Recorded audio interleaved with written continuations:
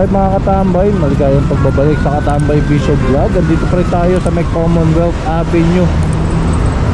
Ito kasama po natin ang Sidewalk Clearing Operations Group. Tatangan na siyempre sa Sir Richard Apoderado. Ito ano rito na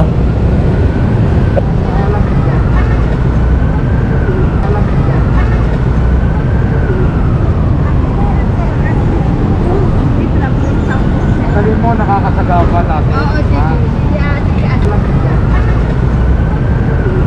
Pati lang ko yan. Huwag lang usong-usong ka pa. Usong-usong ka pa, nakakasagawa natin sa mga. Sino leader nyo rito? Wala na, nagkasakit yung nanay niya. Sino sisitahin ko rito? Meron ba kayong permit? Wala. ay hindi sila kasama. Kailangan ko kayo. Pag pinakita, dapat may papakita kayo sa akin. Ano? Saan Pag siya? wala, tatanggalin ko lang. Hindi si may... O sige, antayin ko. Si ano, tawagan ko na. Sir, hindi po sila kasama doon sa Christmas moratorium. Confirm natin ha, kasi parang wala kayong makitang wala sila sa listing eh. Yung mga ano po, Ngayon kailangan may present sila sa amin na permit na Christmas moratorium Opo. na inaprubahan ng MDOT tsaka ng city. Pag hindi, kasi nagtataka ako bakit kulay green at orange. Opo. Ang binigay na permit yung may mga kulay, may mga tent na may kulay pula. Di bale, alamin natin sa kanila. Opo sir, thank you. sino yung ano po? Tatawag namin yung ano namin. Antayin ko. Huwag lang isang oras, tatanggal ko lang. Ito mga katambay na parang nagsulputan na lang din kabuti itong stall dito, yung mga stall dito na sa may kahabaan ng Commonwealth. Ayan, sa tapat po ng Pure Gold. Ito mga katambay, papunta Fairview, no? Sa likod ko naman papuntang Quezon City Circle, no? Oh, grabe, waiting shed talaga. Ayos to Hindi na stall, waiting shed pa. Hoy! Waiting shed yan ah! Bakit ginamit kayo waiting shed? Tanggalin mo natin!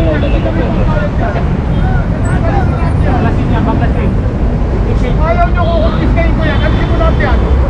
Waiting shed yan oh! Outright yan sir. Oo! Waiting shed ng Opo. gobyerno! Ginawang tindahan! Oo. Dapat yan vacant talaga.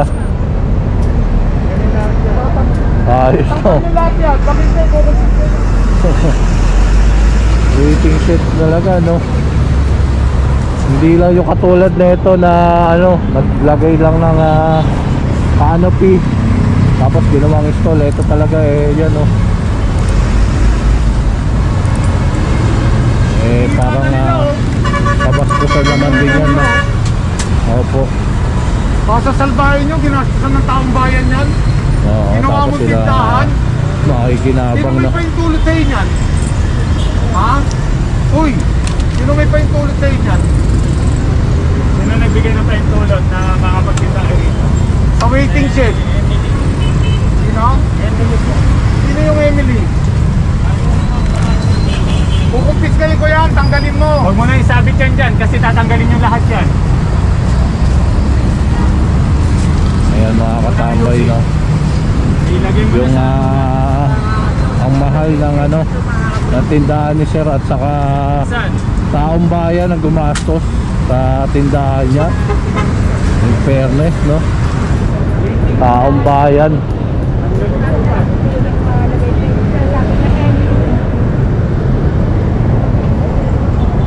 Kaya nagpatayo ang taong bayan na nagpatayo ng tindahan nila.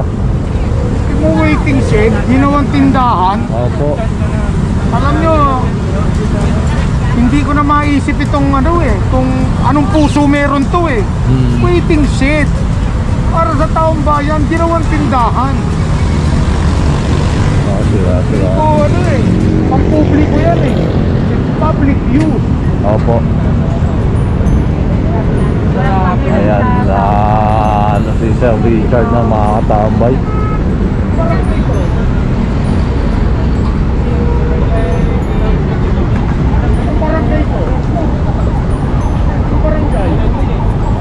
Hindi rin nila alam na sila yung nagtitinda rito. Hindi nila alam kung saan barangay kasi nga karamihan din sa mga katambay mga dayo lang din, no?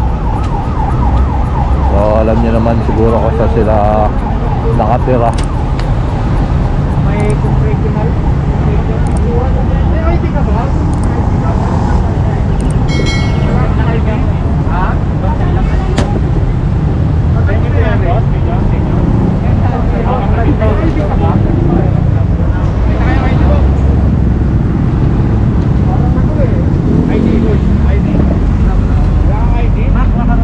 Dapat ko kaya kayo, sa pulis tayo, wala kayong ID? Wala kayong wala ko makukuha ang pangalan.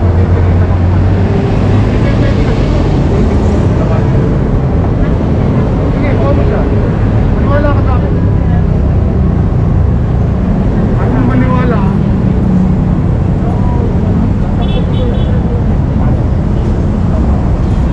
Ibigay ko ang karapatan.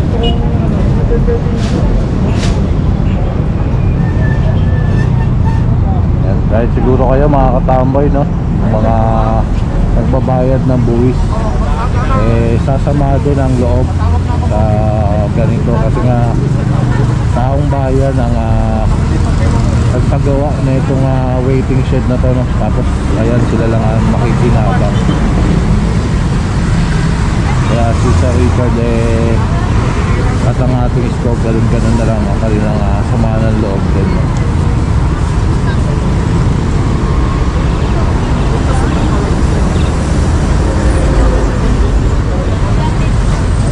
Ito hanggang dito waiting shed pa rin to.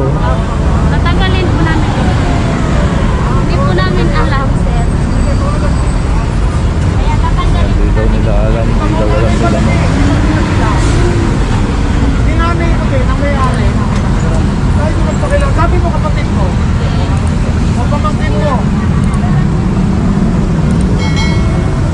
Tataputin natin to. Damage to property to. Damage to government property. Pwede pa ng kaso. So hindi na reklamo, kaso na, no? Kasi nga yan, na-damage na yung government property.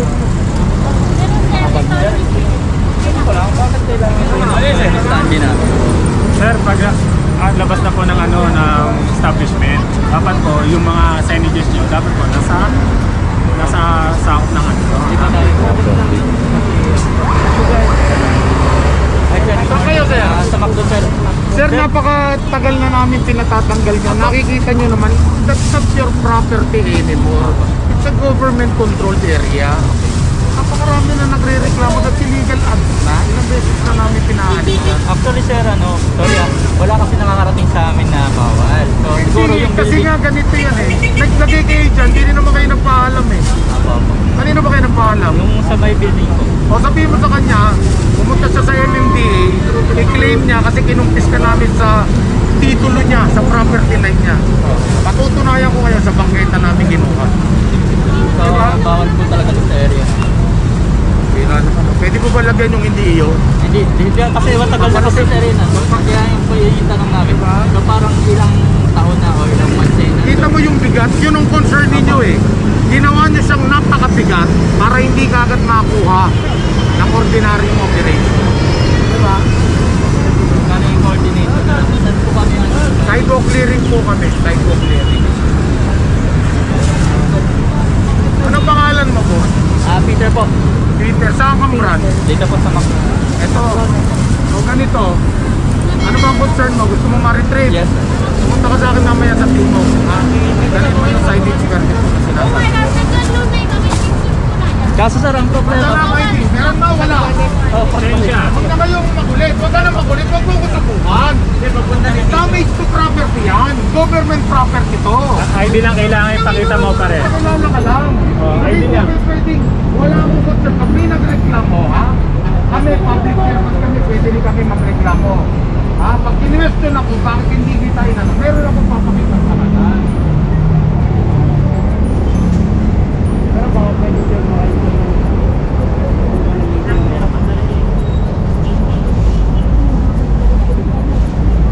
yung naman si Sir may alam kung bata kayo mga president kasi bata, tanda lang talaga.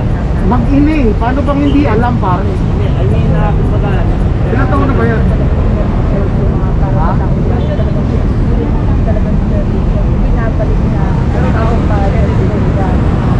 Ikaw lang, wala ka rin pagkakakilan eh. Ha? Ano kayo? Bakit wala kayong mga ID? Atin ang ID, hindi ka pa nag-apply. nag-apply na ako ilang. Hindi kasi walang pagkakakilan lang. Yung mga bakal nito, bubukit kayo na lang.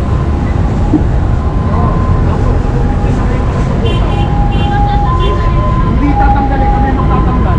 Tanggalin nyo yung paninda ninyo. Kasi nasira yung waiting shed namin. Dito ba kayo? Permit po rin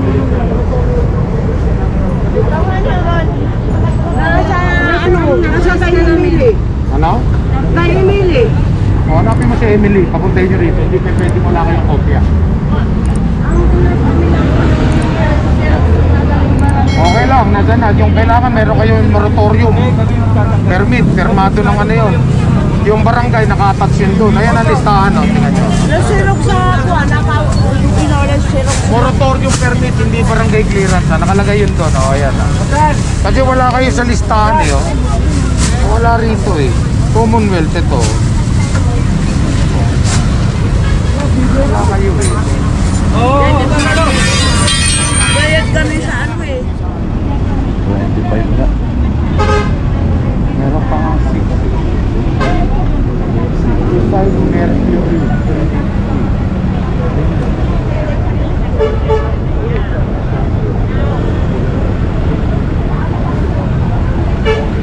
Sa kabila nakita ko kanina.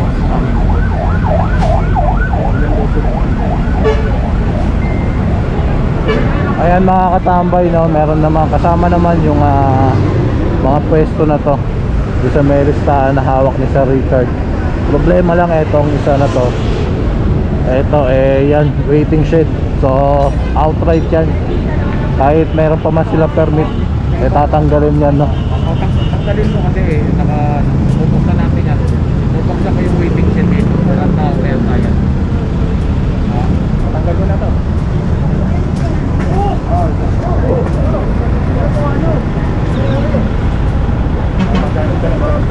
Tatay! Mali kasi yung direction nyo eh. Mali yung direction nyo. Kaya nyo na po sticker. Mali yung direction nyo. Dapat kayo dito. Ay! Ay! Nakarin nyo na lang. Rebato na lang kayo ng pangketa paglakad. Aksidente kayo dyan. Salubong kayo eh.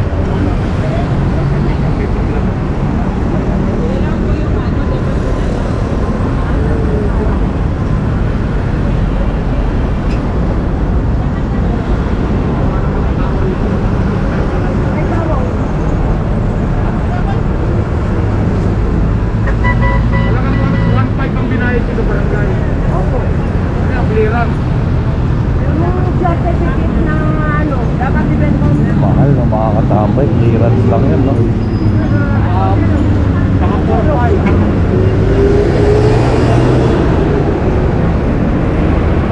May bayad ba talaga dapat ng barangay clearance? Kasi Parang ano, wala, eh, no? coordination ng barangay tapos ano ang Hindi ko maintindihan kasi Hindi dapat libre lang yun. holiday Christmas Opo. monopoly to eh. walang bayad.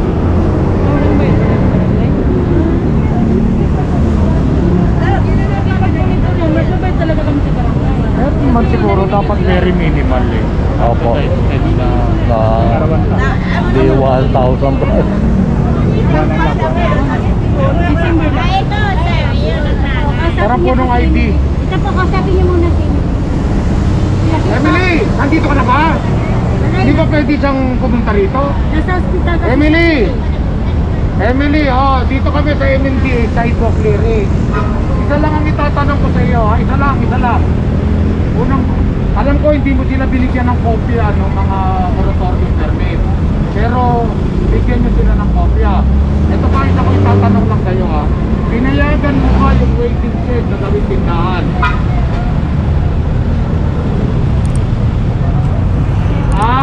Akala. O, sige.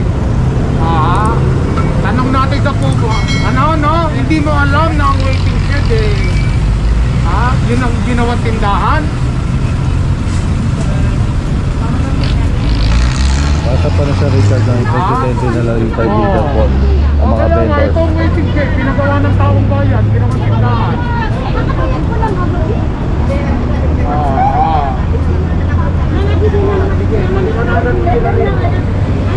Papaliwanag daw kayo ng Emily.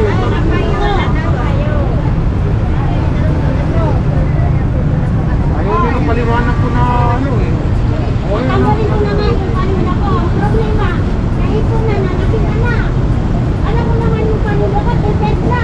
Mababasag na, mababayaran ko na. Sinana yung may-ari na itong pwesto. Naligo na ka, ano? Lahat na makita ko. Nag-aaway sila ngayon nung leader nila.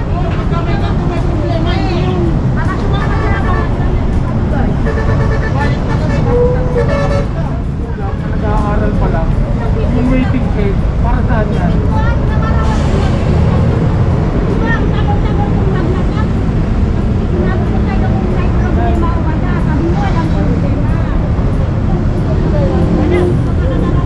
Ngayon na, malaki ng problema ko. Ano ngayon? Kaya mo bang bayaran yung paninda ko? Kuya, kakausapin mo daw kuya. Papuntahin mo nga rito, pinaliwanag ko na nga waiting shed to eh. Hintayan ng pasahero, waiting shed. Ano ka ba? Ikaw ka kasi nagsigaw eh. Ikaw lang eh. Kita nyo nga, sinira nyo na oh. Damage to government property. Kuya, wala kami. Ha? Kakausapin pa lang. Hello? Oh, ano ba ang inireklamo nyo pa? Tapos sila pa nang reklamo.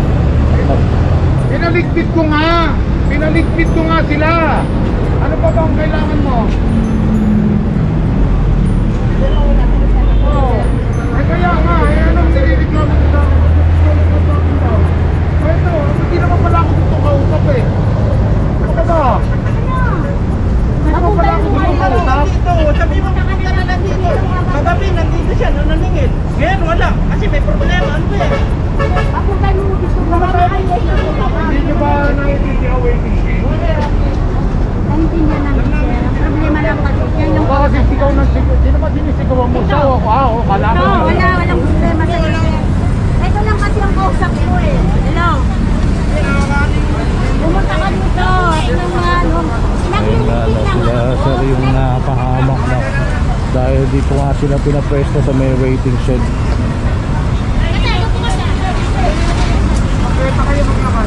Pakibuksan niyo yung bangketa para nalalakaran na to. Hindi naman yata nila naintindihan na hindi sila pwede mag-cover lang sa may waiting shed. Mararating mo lang kasi na. Hindi mo alam yung umpisa na. Kinuha niya ng muwake.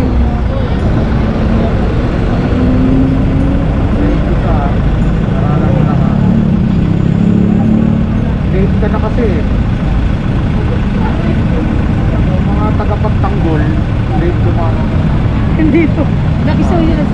Naka-overlap ba? Sabi mo sa akin mo naka-overlap. Nasa loob. Nasa loob ko pala sila mismo ng waiting shed.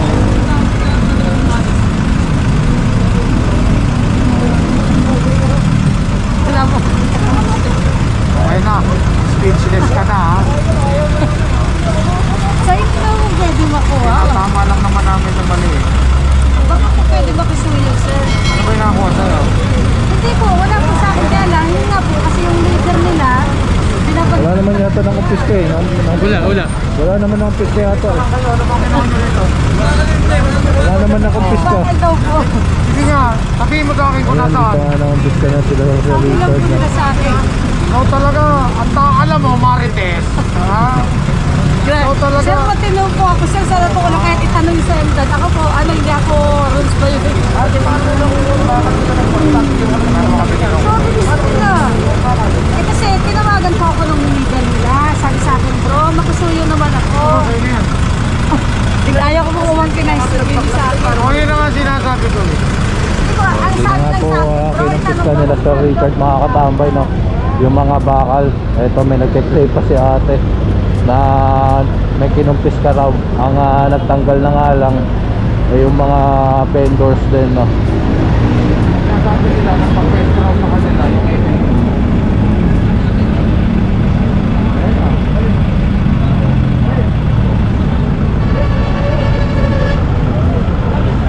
Mass loading, unloading.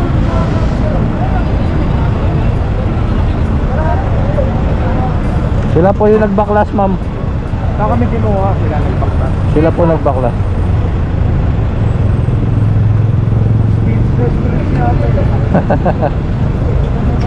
Dapat kasi orientation muna bago lumarap.